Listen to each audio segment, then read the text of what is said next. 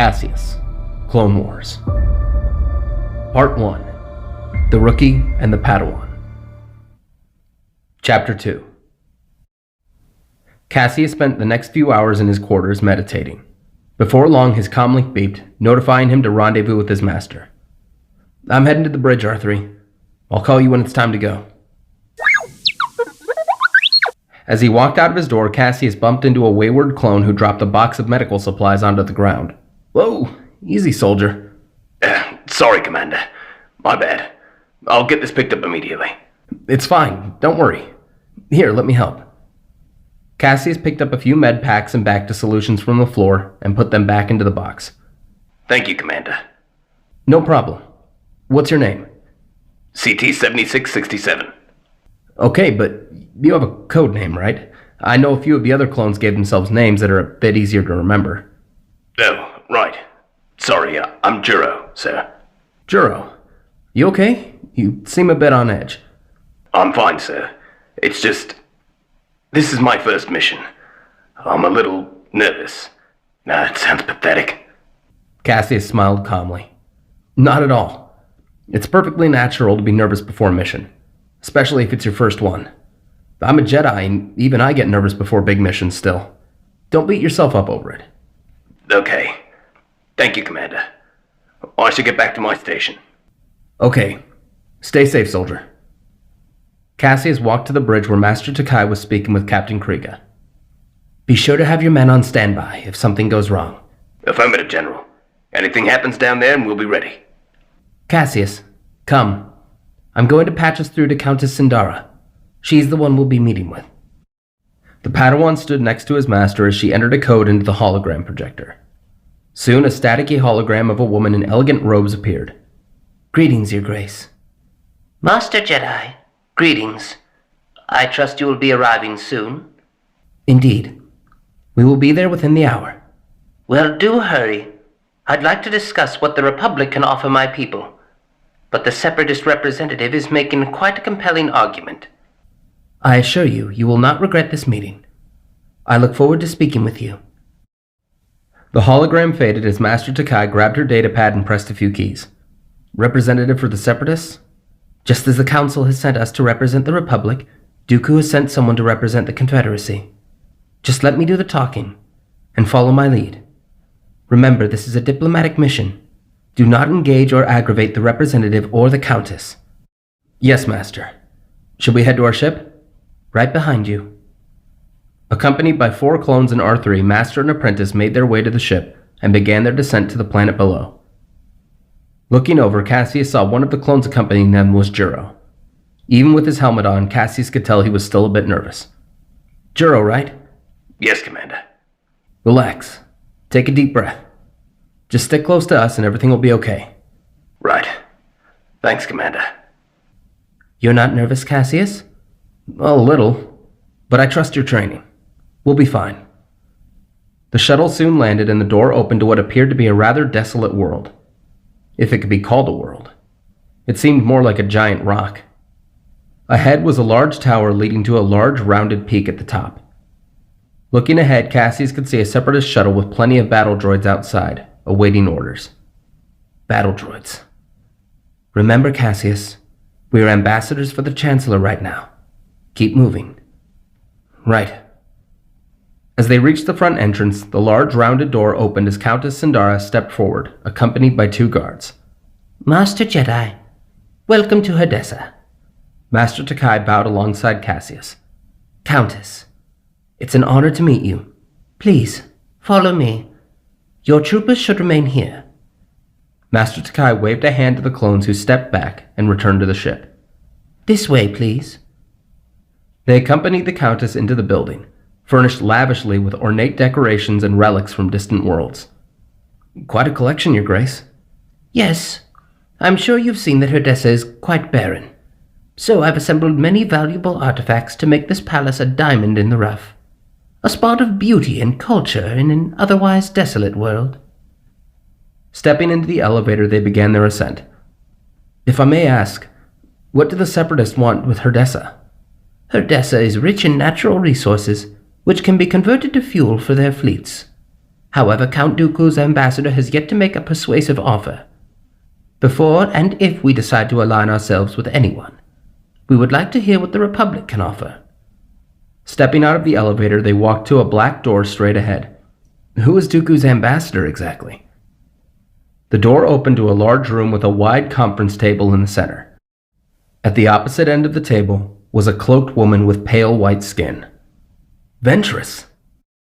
Ventress stood and glared at the two Jedi. "Greetings, Jedi. Care to join us?" Caseus kept his hand on his saber, only for Master Takai to place her hand on his wrist sternly. "Let's keep things civil here. I will not stand for any conflict." "But of course, Your Highness. I am merely here as a representative of the illustrious Count Dooku. I assure you his generosity will persuade you to join our cause. We shall see. Have a seat, Master Jedi." The two Jedi sat down opposite of Ventress, with Countess Sindara presiding at the center of the table. "Now then, I've heard from Dooku's ambassador. I would like to hear from you." "Of course.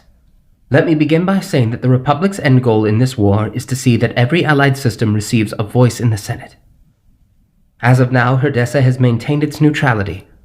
While we can respect such a decision, the war threatens the safety of many systems, including yours.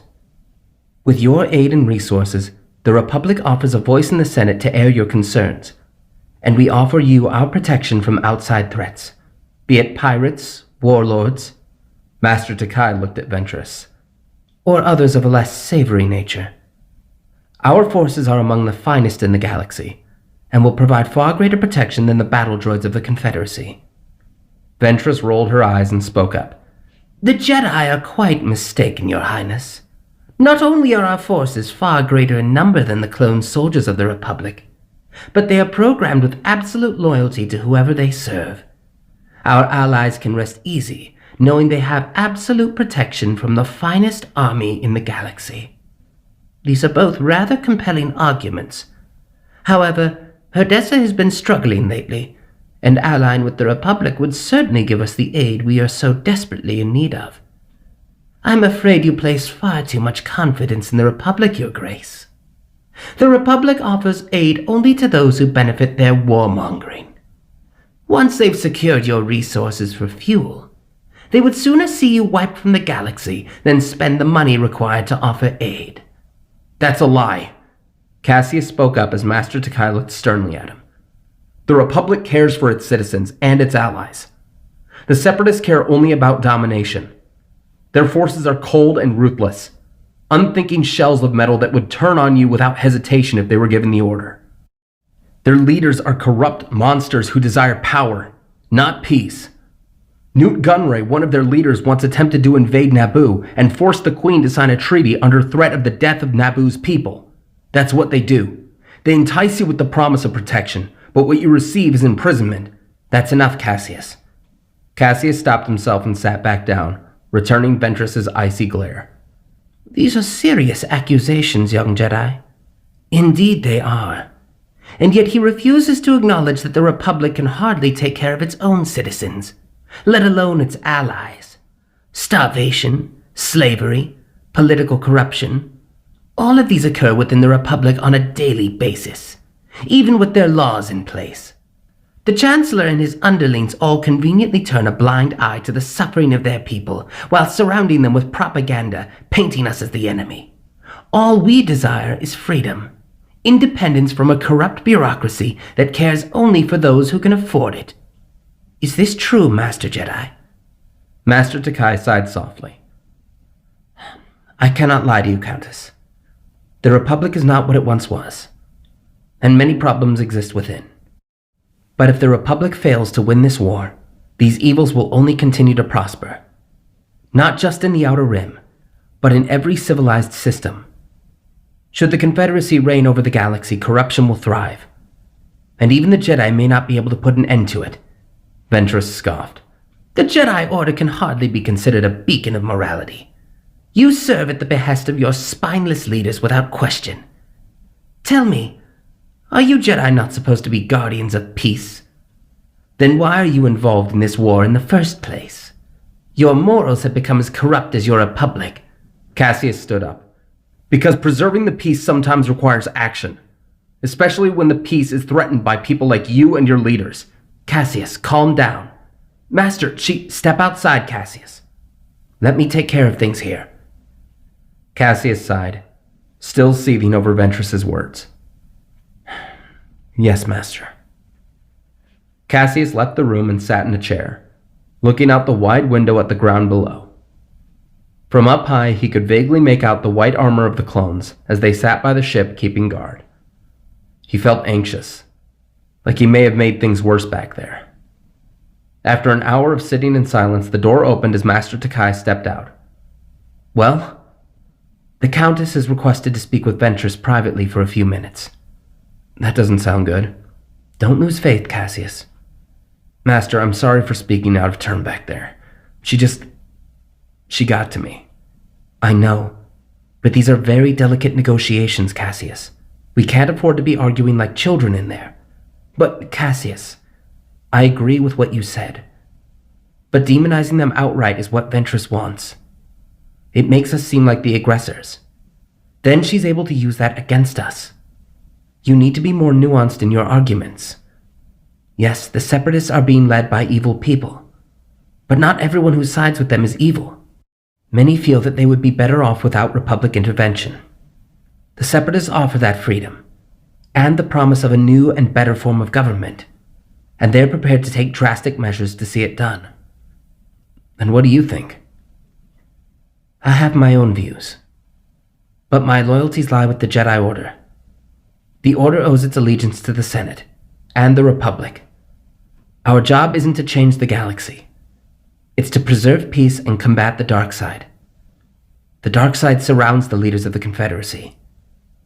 And if what we know about this Darth Sidious is true, he's behind their cause. That's why we're fighting, Caseus. With the Republic maintaining its place, the Sith's power is limited. But if they gain control, it could mean the end of the Jedi as well as the Republic. Understand? Yes, Master. I think I'll just let you do the talking from here on out. Okay, Caseus. Remember just to maintain your composure.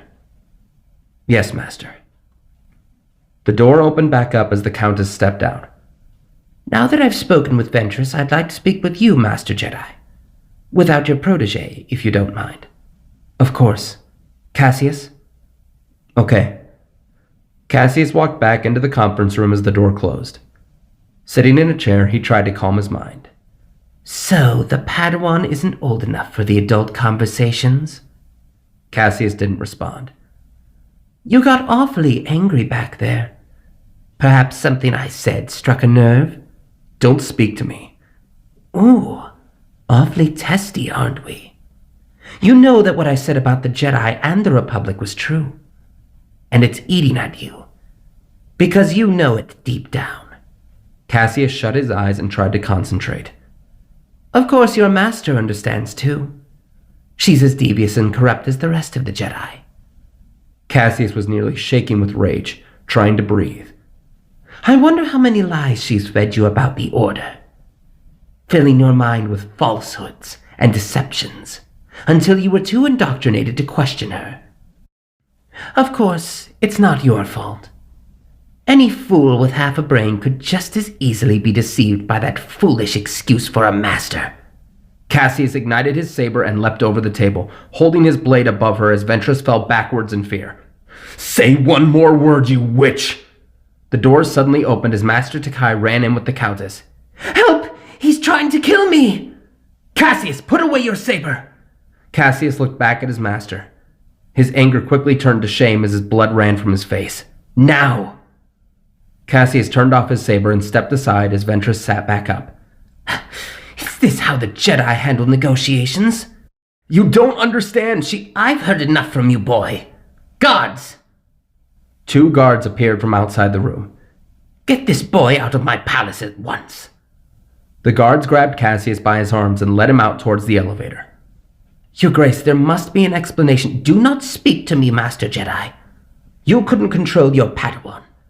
Why should I trust Hadessa with the Republic? A wise question indeed, Countess. The Countess turned to Ventress. Be silent. I refuse to align with the Republic or the Confederacy. You will both leave my presence at once. Ventress sneered, but calmly adjusted her cloak. As you wish. But I strongly suggest you reconsider. Ventress left as Master Takai sighed and made her way to the elevator. Caseus sat outside the palace waiting. Master Takai walked out, not looking at him. Caseus could feel her cold attitude emanating from her. Master, I can explain. Get to the ship, Caseus. We'll discuss this later. Caseus nodded and kept his head down as they returned to the shuttle. The ride back up was deathly silent. Caseus was ashamed. He let his anger get the better of him, and it cost the Republic an ally. The shuttle soon landed as Master Takai and Caseus stepped off, followed by R3 and the clones. Master, please, let me explain. You are to head to your quarters and remain there until you have been summoned. That is an order. Master, that is an order. Caseus sadly nodded and made his way to his quarters, followed by R3. Not even a day as Commander Urshan, and he already failed.